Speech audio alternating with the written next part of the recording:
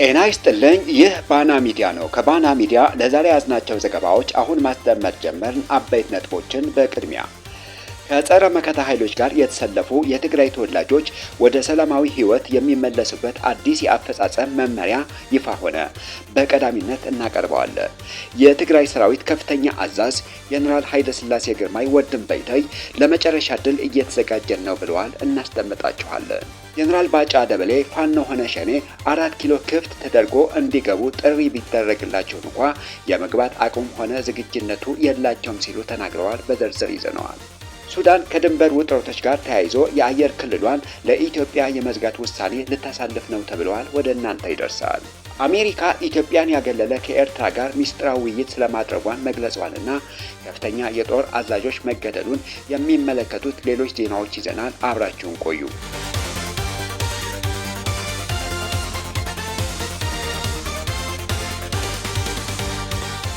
ከጸረ መከታ ኃይሎች ጋር የታጠቁ የትግራይ ተወላጆች ወደ ሰላማዊ ሕይወት የሚመለሱበት አዲስ የአፈጻጸም መመሪያ ይፋ ሆነ። የትግራይ ብሔራዊ ክልላዊ መንግስት ከትግራይ ውጪ ከሚገኙ ጸረ መከታ ኃይሎች ጋር ተሰልፈው የሚገኙ የትግራይ ተወላጆች በሰላማዊ መንገድ ወደ መደበኛ ሕይወታቸው እንዲመለሱና የህዝባቸውን ህልውናና ደህንነት በማረጋገጥ ሂደት ተሳታፊ እንዲሆኑ የሚያስችል ታሪካዊ ውሳኔ ማሳለፉንና ዝርዝር የአፈጻጸም መመሪያ ማጽደቁን አስታወቀ። የክልሉ ስራ አስፈጻሚ ምክር ቤት ባጸደቀው በዚህ መመሪያ መሰረት መንግስት ያቀረበውን የሰላም ጥሪ ተቀብለው በአጭር ጊዜ ውስጥ ወደ ህዝባቸው ለሚመለሱ ወገኖች ያለምንም ችግር ህይወታቸውን እንዲመሩ እንዲቋቋሙና በየተሰማሩበት የስራ መስክ ተሰማርተው ራሳቸውን እንዲችሉ አስፈላጊውን አጠቃላይ ድጋፍ ይደረግላቸዋል። ይህ አዲስ መመሪያ ከመጋቢት 2017 ዓ.ም ጀምሮ ከጸረ መከታ ኃይሎች ጋር ተሰልፈው የነበሩ የመንግስት ሰራተኞችን፣ አመራሮችን፣ ወጣቶችን፣ አርሶ አደሮችን፣ ነጋዴዎችንና የትግራይ ሰራዊት ትዴፍ አባላት የነበሩትን ጨምሮ ሁሉንም የማህበረሰብ ክፍሎች ያጠቃልላል። በዚህም መሰረት ጥሪውን ተቀብለው የሚመለሱ የመንግስት ሰራተኞችና አመራሮች መንግስት በሚያዘጋጀው አጭር የተሃድሶ ስልጠና ወስደው የማረጋገጫ ወረቀት ካቀረቡበት ቀን ጀምሮ መደበኛ ደሞዛቸው የሚከፈላቸው ሲሆን ቀደም ሲል በነበሩበት ወይም በተመሳሳይ ክፍት የስራ መደብ ላይ በመመደብ የእድገትና የዝውውር መብታቸው የተጠበቀ ይሆናል። በተመሳሳይ ለተመላሽ ወጣቶች የስራ ዕድልና አነስተኛ ኢንተርፕራይዝ ድጋፍ የሚደረግ ሲሆን አርሶ አደሮች በልዩ ልዩ ምክንያት የተያዘባቸው መሬት ካለ እንዲመለስላቸውና የግብርና ግብዓት ድጋፍ ይደረግላቸዋል። በተጨማሪም ነጋዴዎች የንግድ እንቅስቃሴያቸውን ለመቀጠል የሚያስችል የብድርና የማንቀሳቀሻ ድጋፍ የሚያገኙ ሲሆን ትጥቃቸውና መሳሪያቸው ይዘው የሚመለሱ ወገኖችም መሳሪያቸው ሲያስረክቡ እንደ ሁኔታው የታሰበ ክፍያ ወይም ተገቢው አስተዳደራዊ አሰራር ይተገበርላቸዋል። ይህ አጠቃላይ ሂደት በበላይነት ለመምራት በክልል ደረጃ በሰላምና ጸጥታ ቢሮ ሰብሳቢነት በፕሬዝዳንቱ የፖለቲካ አመራር፣ በፖሊስ ኮሚሽን፣ በፍትህ ቢሮና በሌሎች አግባብነት ባላቸው አካላት የተዋቀረ አብይ ኮሚቴ የተቋቋመ ሲሆን በዞንና ወረዳ ደረጃ ንዑስ ኮሚቴዎች ተዋቅረው ወደ ስራ ገብተዋል። ይህ የአፈጻጸም መመሪያ ከጸደቀበት ሐምሌ 28 2018 ዓ.ም ጀምሮ ለተወሰነ የአንድ ወር ጊዜ ብቻ የሚጸና በመሆኑ በተሰጠው የጊዜ ገደብ ውስጥ ተመልሰው ያልገቡ ወይም ጥሪውን ያልተቀበሉ አካላት በመመሪያው የተደነገጉትን መብቶች፣ ጥቅሞችና የይቅርታ ዕድሎች ሙሉ በሙሉ የሚያጡ መሆኑን የወጣው መመሪያ ያስረዳል።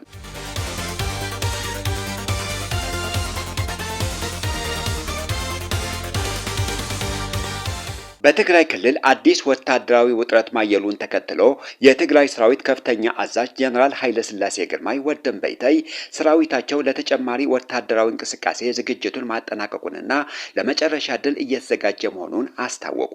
የቀድሞ የትግራይ ጊዜያዊ አስተዳደርና የትግራይ ሰራዊት ዋና አዛዥ የነበሩት ጀነራል ታደሰ ወረደ ከስልጣን መነሳታቸውን ተከትሎ የትግራይ ሰራዊት አዲስ አዛዥ ተመድቦለታል። ጀነራል ፍስሐ ማንጁስ የትግራይ ሰራዊት ዋና አዛዥ ሲሆኑ ጀነራል ኃይለ ሥላሴ ግርማይ ወድም በይተይ ምክትል ሆነው ተመድበዋል። በኢትዮጵያ ወታደራዊ ታሪክ ውስጥ በቆራጥነት በስልት አውጭነትና በጀግንነት ስማቸው ከሚጠቀሱ ታዋቂ የጦር አዛዦች መካከል ጀነራል ኃይለ ሥላሴ ግርማይ ወድም በይተይ ይጠቀሳሉ።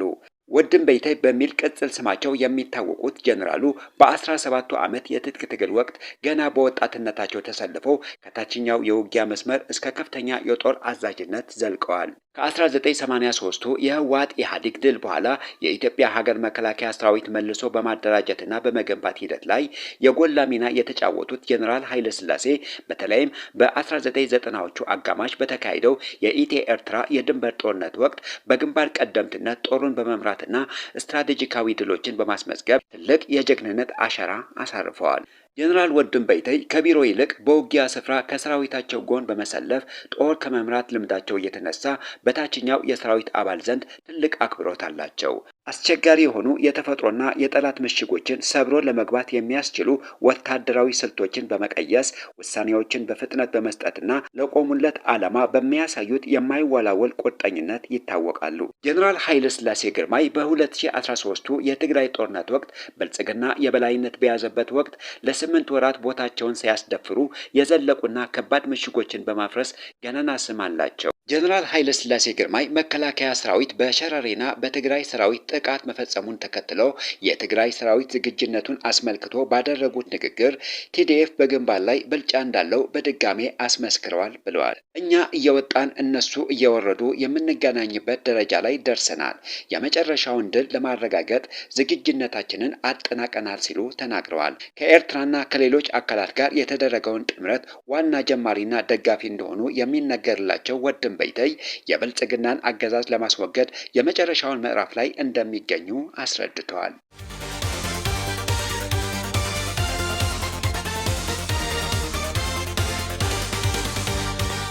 ጀነራል ባጫ ደበሌ በኢትዮጵያ የሚንቀሳቀሱት የፋኖና የኦሮሞ ነጻነት ሰራዊት ታጣቂዎች በትግል አማካኝነት የሚፈልጉትን የፖለቲካ ለውጥ ማምጣት እንደማይችሉ ገለጹ።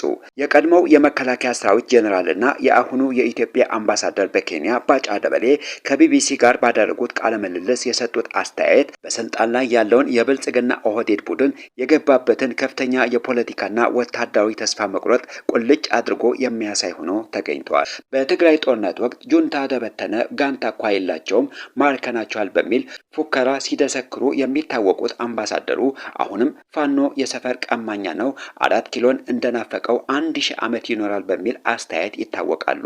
ከዛ ሁሉ ድንፋታና ፉከራ አሁን ላይ ጀነራሉ ለፋኖና ለኦነግ ልመና መሳይ ተማጽኖ አቅርበዋል። አምባሳደር ባጫ እንደተናገሩት የሚፈልጉት ገንዘብ ከሆነ መንግስት ይሰጣቸዋል፣ ህዝቡን ግን ሰላም ሊሰጡት ይገባል ሲሉ ተደምጠዋል።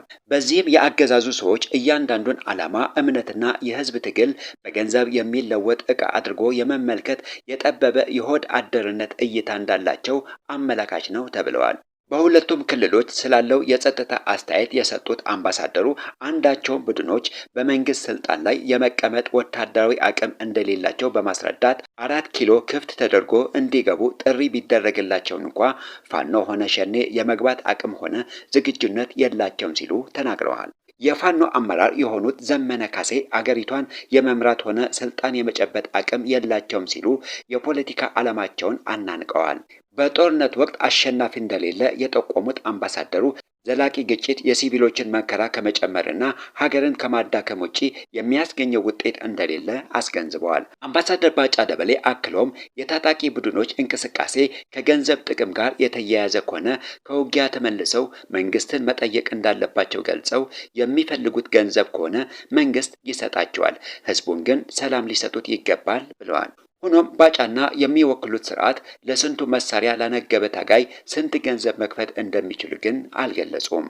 ባጫ ደበሌ የፋኖ ይሁን የኦነግ ትግል የግለሰቦች የገንዘብ ፍላጎት ሳይሆን የመኖርና ያለመኖር ጉዳይ የህዝብ ምሬትና የመብት ጥያቄ መሆኑን የተረዱ አይመስሉም። የጠቅላይ ሚኒስትር አብይ አህመድና የአምባሳደር ባጫ ደበሌ የሰሞኑ ንግግሮች ሙሉ በሙሉ ስጋትና ጭንቀት የሞላባቸው ሲሆን ሀገሪቱን በኃይል መቆጣጠር አለመቻላቸው ሲገባቸው ሰላም ስጡን አለበለዚያ እንተላለቃለን የሚል የዛቻና የልመና መልእክት እያስተላለፈ ነው። ይህም የአገዛዙ የመጨረሻው ውድቀት ማብቂያ ምልክት እንደሆነ ይገመታል።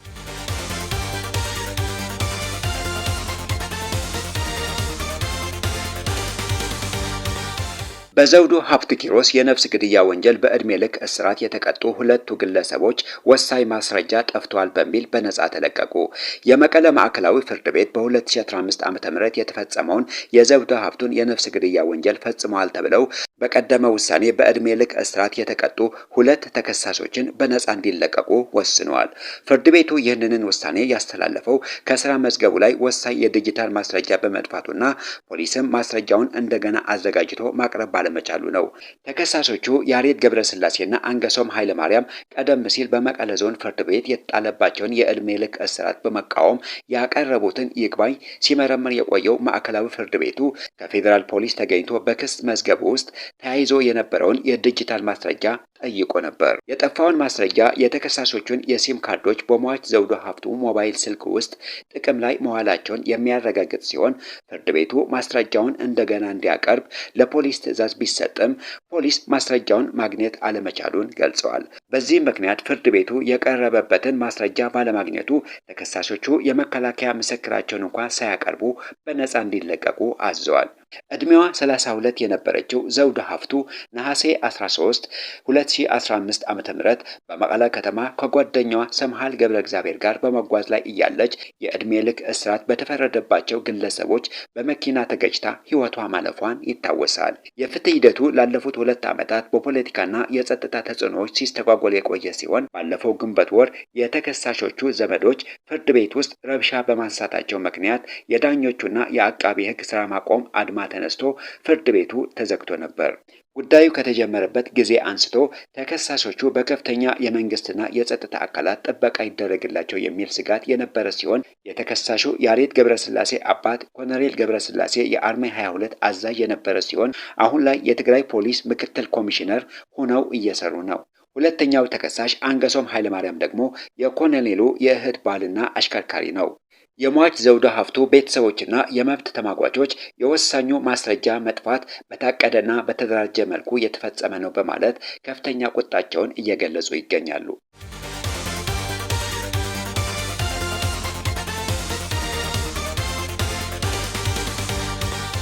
አሜሪካ ከኤርትራ ጋር ሚስጥራዊ ግንኙነት እያደረገች ነው መባሉን አስተባበለች። አሜሪካ እንደ የአፍሪካ ቀንድ አገርን በተመለከተ ከኤርትራ ጋር ድርድር እያደረገች ወይም ሚስጥራዊ ስምምነት ለመድረስ እየሞከረች ነው መባሉን የፕሬዝዳንት ትራምፕ ከፍተኛ አማካሪ ማሳድ ብሎስ አስተባበሉ።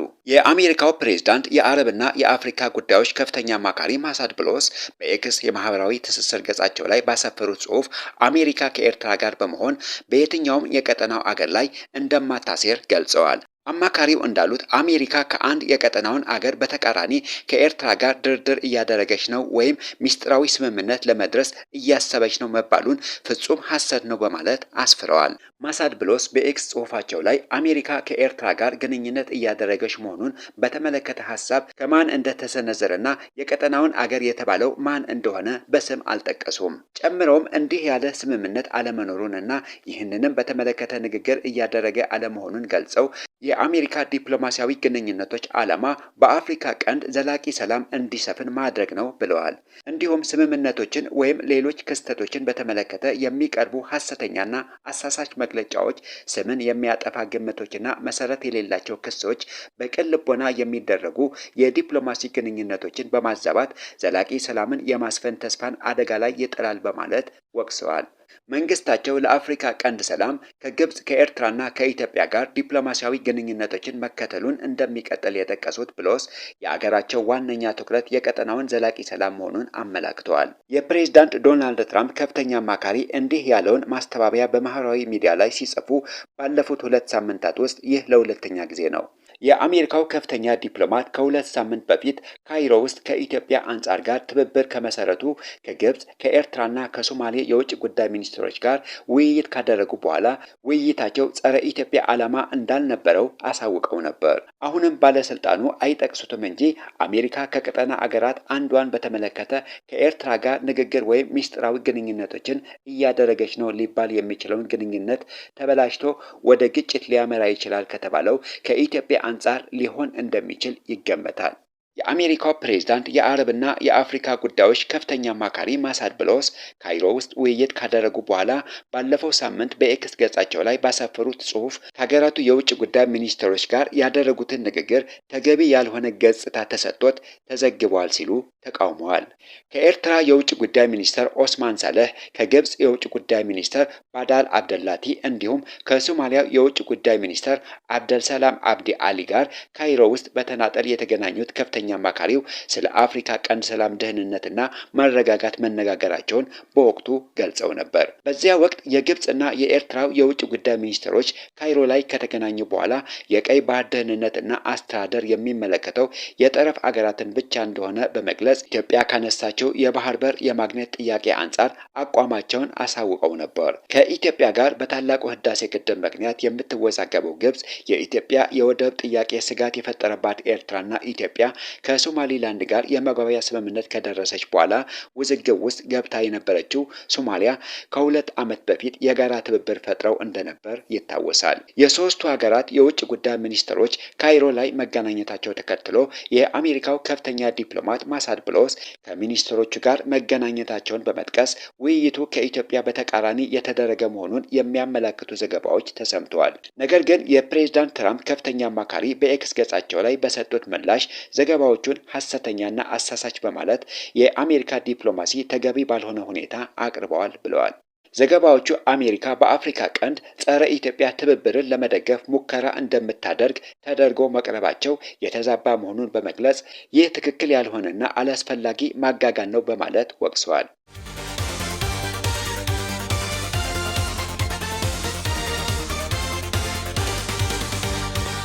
በምዕራብ ዳርፉር ክልል በሱዳን ጦርና አጋር ኃይሎቹ በተሰነዘረ የተቀናጀ ጥቃት የፈጣን ድጋፍ ኃይሎች RSF ከፍተኛ የጦር አዛዥ ብርጋዴር ጀነራል ማህዲ ጀብል ሙን መገደላቸው ተረጋግጧል።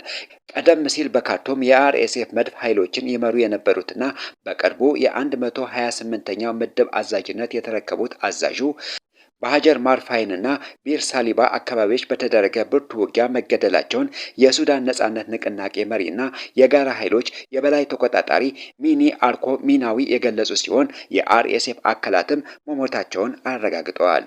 በሌላ በኩል ከሊቢያ ድንበር ተነስተው ወደ ደቡብ ዳርፉር ኒያላ ያመሩ የነበሩትና ከተባበሩት አረብ ኤሚሬቶች የተላኩ ወታደራዊ አቅርቦቶችን የጫኑ 200 የሚሆኑ ተሽከርካሪዎች በሱዳን አየር ኃይል ድብደባ መውደማቸው የመገናኛ ብዙሃን ዘግበዋል። የሱዳን ጦር በሰሜንና ምዕራብ ዳርፉር የድንበር ቀጠና ያካሄደውን ስትራቴጂካዊ የጥቃት እንቅስቃሴ ተከትሎ የታጣቂዎችን የምግብና የጦር መሳሪያ ማቅረቢያ መስመሮችን ሙሉ በሙሉ መቆጣጠሩን አስታውቋል። ይህ ወታደራዊ መስክ የተቀናጀውን ስኬት እንደተጠበቀ ሆኖ በዲፕሎማሲው በኩል ለዋሽንግተን እርምጃ እንድትወስድ የሚጠይቅ ደብዳቤ ተጽፏል። በሴናተር ቲም ኬን የተመሩ 21 የዩናይትድ ስቴትስ ሴናተሮች ለውጭ ጉዳይ ሚኒስትር ማርኮ ሩቢዮ ባጻፉት ይፋዊ ደብዳቤ በአቡዳቢ ለፈጣን ድጋፍ ኃይሎች RSF የምታደርገውን ድጋፍ በመቃወም አሜሪካ ለተባበሩት አረብ ኤሚሬቶች የምታደርገውን የጦር መሳሪያ ሽያጭ በአስቸኳይ እንድታገድ ጠይቀዋል። ሕግ አውጪዎቹ በኤል ኦቤይድ ከተማ የሚገኙ ከግማሽ ሚሊዮን በላይ ሲቪሎች በRSF ከበባና ሊደርስባቸው በሚችል ጥቃት ከፍተኛ አደጋ ላይ መሆናቸውን በመጠቆም የትራምፕ አስተዳደር የቃላት ስጋትን አልፎ ተጨባጭ እርምጃ እንዲወስድ አሳስበዋል።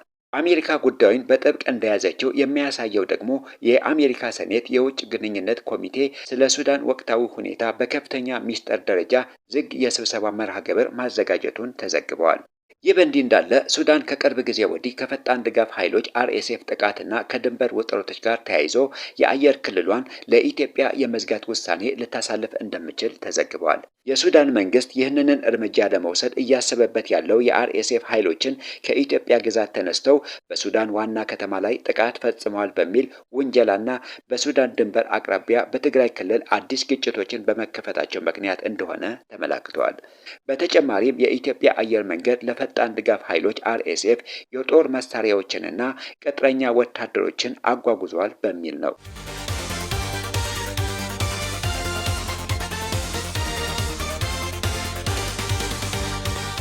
የተከበራችሁ የባና ሚዲያ ተከታታዮች ለዛሬ ያዝናቸው ዜናዎች እነዚህን ይመስሉ ነበር።